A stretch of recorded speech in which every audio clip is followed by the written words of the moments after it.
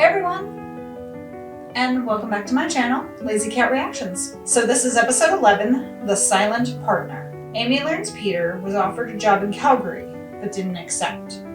Georgie's feeling overwhelmed, yet is conflicted about accepting help with Phoenix. So I'm guessing silent partner, that could be also referring to Tim being the silent partner for Maggie's, or it could be silent partner because Georgie needs help with Phoenix, and so that's going to end up being the silent partner.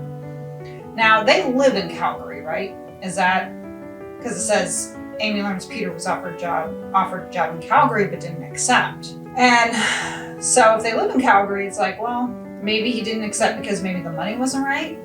You know, there could be a whole host of reasons. Maybe he likes his job where he's at. I mean, I know he's gone a lot.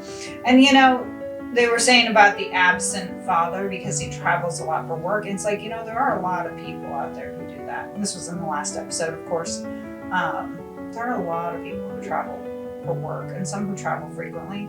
That doesn't mean that they are absent or not there. I know I always bring up Supernatural, but like the show Supernatural, the two main actors lived in Texas. And when they filmed in Vancouver. So they could have been considered absent fathers because they were gone for months out of the year because they would be in Vancouver filming. That doesn't mean that they're bad fathers, especially because they would still be in touch. I mean, you see Lou and Peter talk, and I'm sure he talks with Georgie and Katie and all that. They would still be in communication. And I know with those actors, they would sometimes fly back for weekends. Peter probably can't do that so much. Although, depending on how far, you know, how long the flight is, that is possibly something that he could do for work, is start flying back on weekends, you know, like maybe just working through Thursday and then Fridays fly out and have Saturday and Sunday and then like fly back on Mondays, you know, or take a remote job and just make it that he works constantly from home. That would be more nowadays. Let's get started.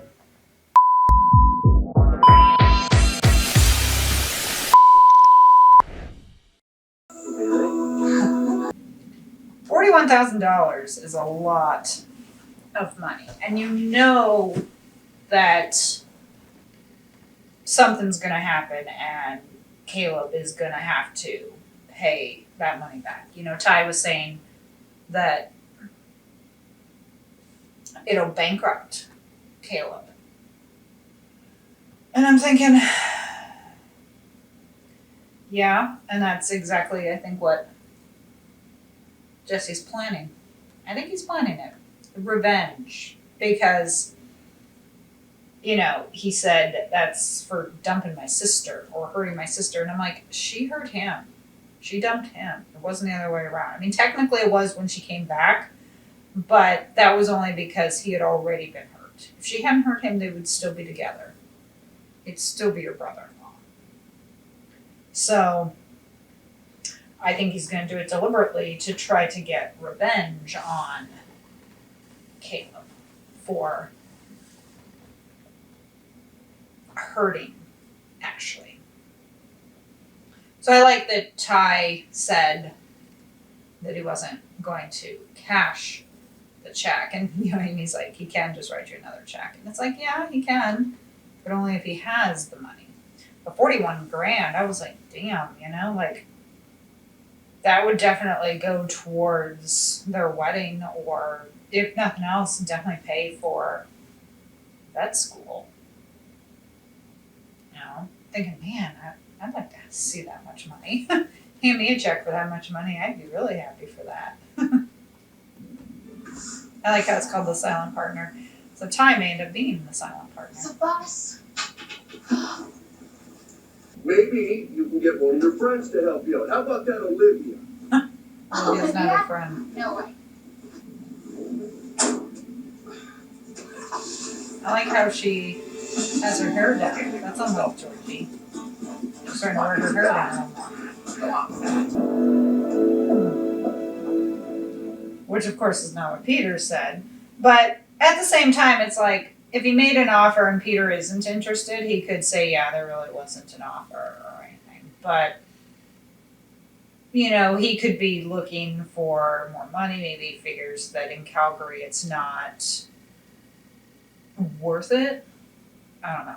But I definitely do like the idea of more remote. And again, if this was set in 2022, he'd be able to do remote full time. And, Lou had said something about him doing that. And he says he feels like he's missing out when he's not there or something, whatever it was.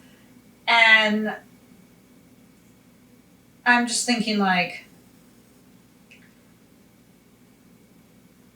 I've never had that problem when I've had remote jobs. I never feel like I'm missing out when I'm not there because you are still there. Even if you're not physically there, you're still a presence. So I think that's a little BS right there. I think I should tell Lou. She's gonna find out anyway. Yeah, but if Peter's planning a big surprise, you'll have ruined it for them. Pick up the phone. Hi, Steve.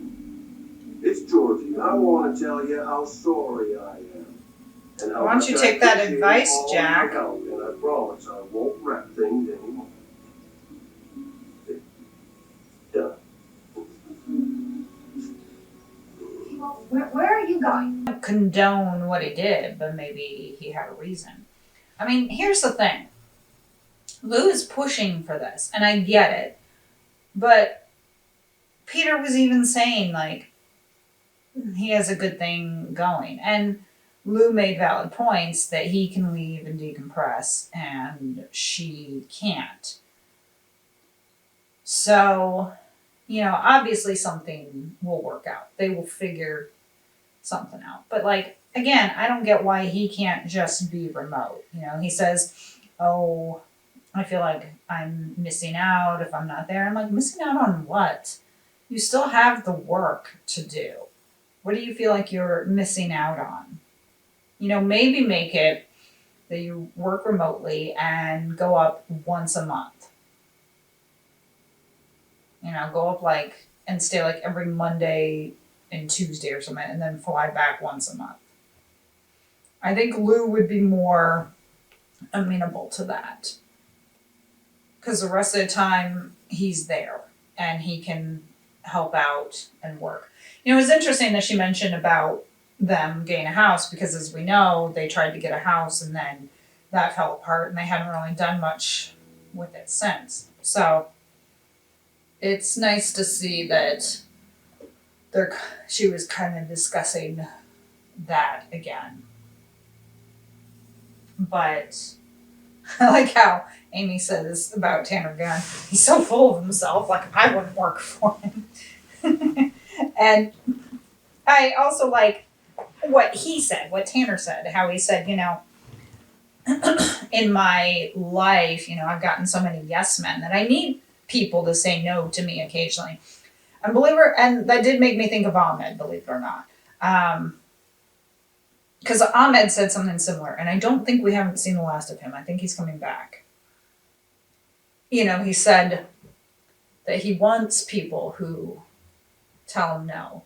And that was similar to what Ahmed had said, that he's used to people catering to him all the time. And then, here comes Amy, who didn't really give a shit that he was a prince and was telling him that he was, like a spoiled brat and everything.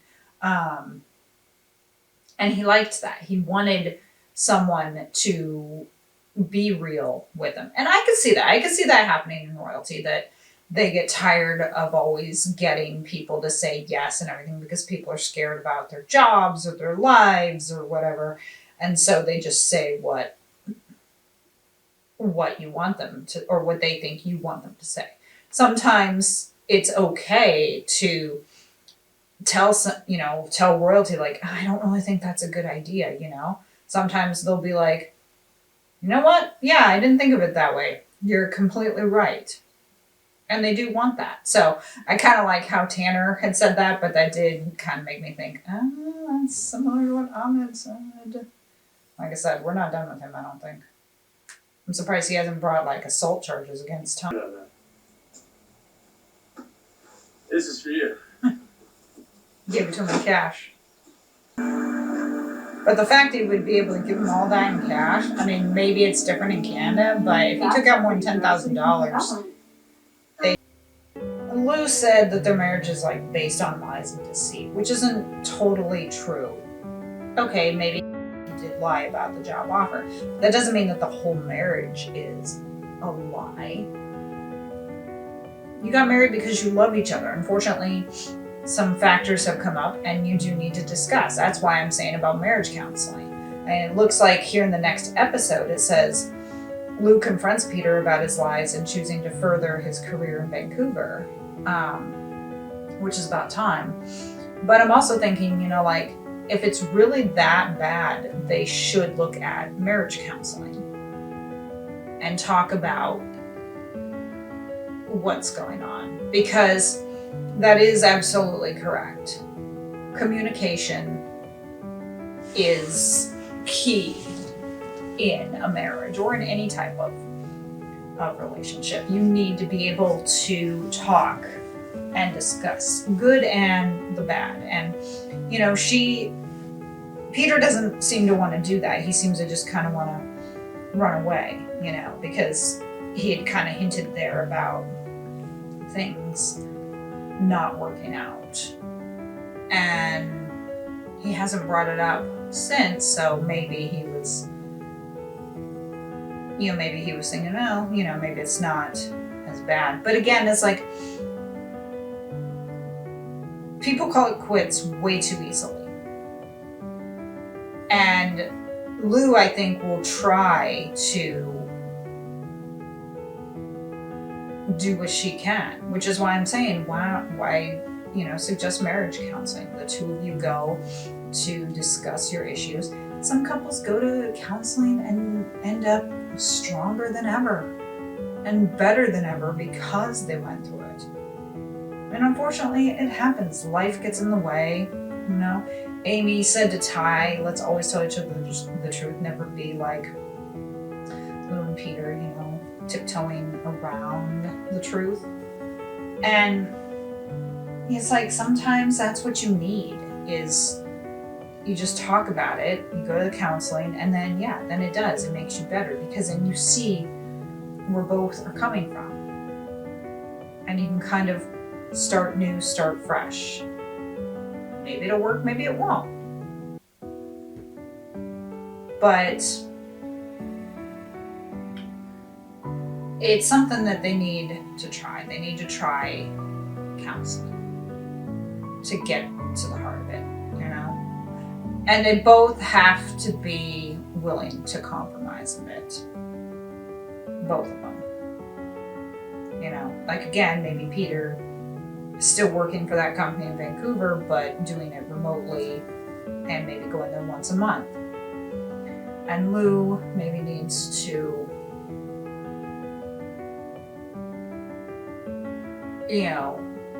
allow him to be able to go there. I think she would be a lot more agreeable if he ended up going there once a month. It seems like he's gone a lot. And maybe that is the problem. Maybe that's currently what he does, is that he's gone like once a month for like a week or 2 weeks. And so that's the problem. I'm not exactly sure what it is for him. But there's obviously something that they can do, that they can work out. But they need that communication. And if they're not going to do it without help, then they need to get that help. So hopefully when she confronts him about it, they will discuss and look at going to counseling and stuff. Because I don't like seeing the direction that they're going. But at the same time, I'm also thinking, aren't you kind of not telling him the truth about Caleb kissing you? I mean, I know you kind of put Caleb in his place, but aren't you kind of, lying to him because Caleb kissed you and you didn't tell him? I mean, maybe she did, but even if because she did still kind of seem to like it. So, shouldn't you tell him that? Anyways, I'm glad that you're able to See kitty. And he jumped up. He's obviously hungry, so I'm going to go feed him. He's a good boy. Thanks for joining me for this reaction. Hit the like button and subscribe for more content, and hit the notification bell to be alerted of future reacts if you are watching this on YouTube. And I will see you in my next video. Bye!